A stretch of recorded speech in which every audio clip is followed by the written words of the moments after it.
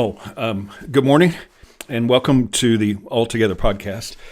Sorry, I couldn't resist. It's a cold morning, and if you're not from Texas, when it's this cold, and usually it's middle of January to the 1st of February, everything shuts down. It gets really crazy, and I just couldn't resist having a little fun this morning. Today.Church is meeting today in the freezing cold at Mount Pleasant School, and this podcast is to help you stay connected if you can't be there all together. And we are continuing our series about the vision and values of Today.Church as we start 2024. And today we're going to be reading from Luke 10:25 through 37, and then cover more of the Today.Church core values. Now, if you haven't been to an all-together meeting, what we begin everything, and we do the same thing in house churches. We begin with a vision verse, and then we'll have a Bible study, and then end with a command. And so we're going to do that today during this podcast. Our vision verse relates to the value that is first on the list for Today.Church that we talked about last week. 1 Corinthians 16:14. It says, everything you do should be done in love. Everything you do should be done in love. We use the hashtag #LoveFirst to talk about this core value that we covered last week. Love without love, nothing matters. Love is always worth the risk. Love never fails. And the accountable question that we ask ourselves is, what does love require of me? Today we're going to cover a couple more values. But first, let's get into today's story from Luke 10, which is a very important chapter as far as disciple making goes. Jesus has sent out the disciples. He tells us to pray for more laborers in the harvest in Luke 10:2. And now one of the religious leaders of the day wants to ask Jesus a question to test him. So we're going to start Luke 10:25. Now an expert in religious law stood up to test Jesus, saying, "Teacher, what must I do to inherit eternal life?" And he said to him, "What is written in the law? How do you understand it?" Now, before we go on here, it's really important, especially when we're talking about disciple making and reaching those who are not followers of Jesus. Jesus so many times answered questions with questions. In fact, before he would give information, many times he would just ask more and more questions. And here's what the expert answered. Verse 27. The expert answered, "Love the Lord your God with all your heart, with all your soul, with all your strength, and with all your mind, and love your neighbor as yourself." And Jesus said to him, "You have answered correctly. Do this, and you will live." Love God, love people. The two most important commandments. Jesus, in another place, said that everything, all the law and the prophets, hinges on those two commands. And this expert in the law answered correctly. Jesus said, "Do this, and you'll have life. Do this, and you'll live." But that wasn't enough. So let's go on and see what the expert said.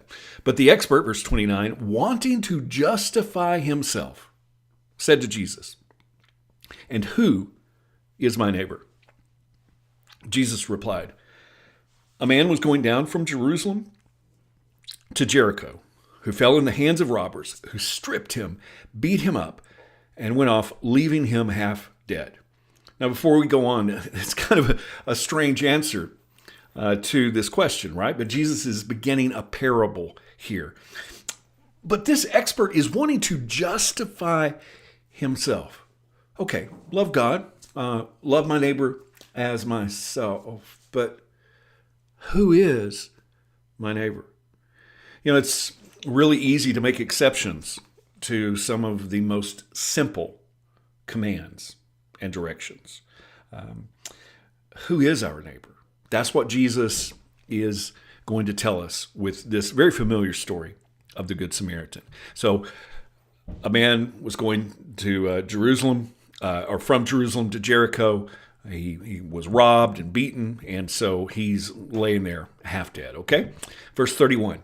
Now by chance, a priest was going down that road. But when he saw the injured man, he passed by on the other side. So too, a Levite, when he came up to the place and saw him, passed by on the other side. Now, there's some things that we need to unpack here. First of all, it was not unusual for Jesus as a Jewish rabbi in the first century to give parables, to tell these kinds of stories. In fact, a story with a priest, a Levite, and a Samaritan was very, very common. And in most of those stories and parables that other rabbis would give, it was always the Jew, the priest, or the Levite who was the hero of the story. And the Samaritan, who were considered outcasts and dogs, was always the villain of the story. Now, a priest in that day had to remain ceremonially clean in order to fulfill his duties. The same with a Levite. Now, we don't have priests and Levites in our culture today. Kind of the closest thing would be, like the preacher, the pastor, and the worship leader, okay? And the requirements in Jesus' day were very, very strict for both of those offices, both of those positions. And one of the rules is that you couldn't touch anything unclean. And so both the priest and the Levite, going down the road, just by chance, just living their life, see this injured man, this human being, and they ignored the commandment to love your neighbor as yourself because they were too righteous for that. They were too holy for that. They didn't even want to get close. And so they passed by on the other side. Going on, verse 33. But a Samaritan who was traveling came to where the injured man was. And when he saw him, he felt compassion for him. He went up to him and bandaged his wounds, pouring oil and wine on them. Then he put him on his own animal, brought him to an inn, and took care of him. Now that's pretty generous, right? But that wasn't all. Verse 35, the next day he took out 2 silver coins and gave them to the innkeeper, saying, take care of him, and whatever else you spend, I will repay you when I come back this way. Now this, for the religious leader that was listening to this had to be a very compelling and interesting spin on a similar story that he had probably heard from other rabbis. And Jesus wrapped it up with more questions. Verse 36. Which of these 3, so he's talking about the priest, the Levite, and the Samaritan, which was a cultural enemy of who he's talking to. Which of these 3 do you think became a neighbor to the man who fell into the hands of the robbers? And the expert in religious law said, the one who showed mercy to him. So Jesus said to him, go and do the same. Stop making excuses. Stop giving exceptions for what God has commanded us to do. To love God with everything and to love our neighbor as ourselves. And Jesus is making the point here that our neighbor involves us being merciful to those even that aren't like us, that others ignore. Now, Today Church, one of the core values is mercy. And we say it this way, mercy. Everyone deserves kindness. We are all about mercy. And one thing of mercy, or one attribute of mercy, is respect. And respect is a choice. No matter where you are in life, we are all the least of these at some point. And why do we show mercy? Because forgiven people forgive people. Jesus said that those who have been forgiven much love much. And so the accountable question here is, how would I treat Jesus? If Jesus were on the side of the road and I went the other way, what kind of judgment is waiting for me and you? Forgiven people forgive people and show mercy, because everyone deserves kindness. How would I treat Jesus? And we have to understand that also, it's not just the least of these in how we treat Jesus, but Jesus tells us that we are literally his body, that we are a part, that together we are the representation of Jesus here on earth, which leads us to another core value about relationships. Following Jesus isn't a solo sport. We need each other. Church isn't an event. It's not a place. It's not a club. Church is a family. And life is better together. Now, in families, there can be conflict. There can be chaos. But you are always a part of your family. We need each other. Church is a family. And our mercy and kindness and love for God and love for our neighbor should help us do life together, because life is better together. And the accountable question here is, who am I following Jesus with? Who is keeping me accountable to my walk? Who do I check on and see that they're doing okay?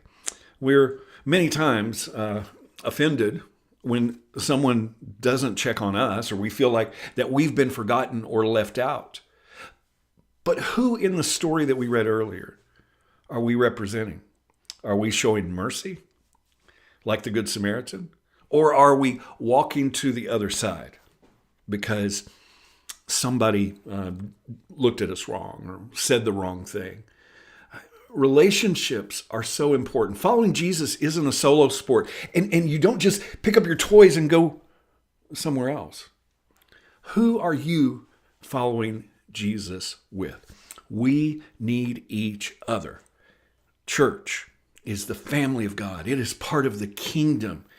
And you need relationships. Which leads us to our command today as we wrap up. John 13:34. Jesus said, "A new commandment I give to you, to love one another." I give you a new commandment, to love one another. Just as I have loved you, you also are to love one another. So how did Jesus love his disciples? Well, he washed the feet of Judas, Simon Peter, who one would betray him, one would deny him. He put up with their nonsense. And he gave us that same job.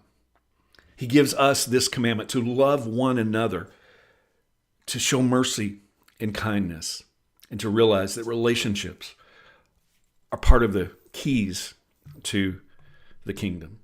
Our vision and values: love God, love people, make disciples. Without love, nothing matters. And last week we talked about that everything is an outreach and everyone has a place. And remember the values that we talked about today. We have to show mercy, and we need relationships. Thank you so much for being a part of this All Together podcast, your Love First connection, anytime, anywhere. Stay warm out there, and remember, follow Jesus today. Love first.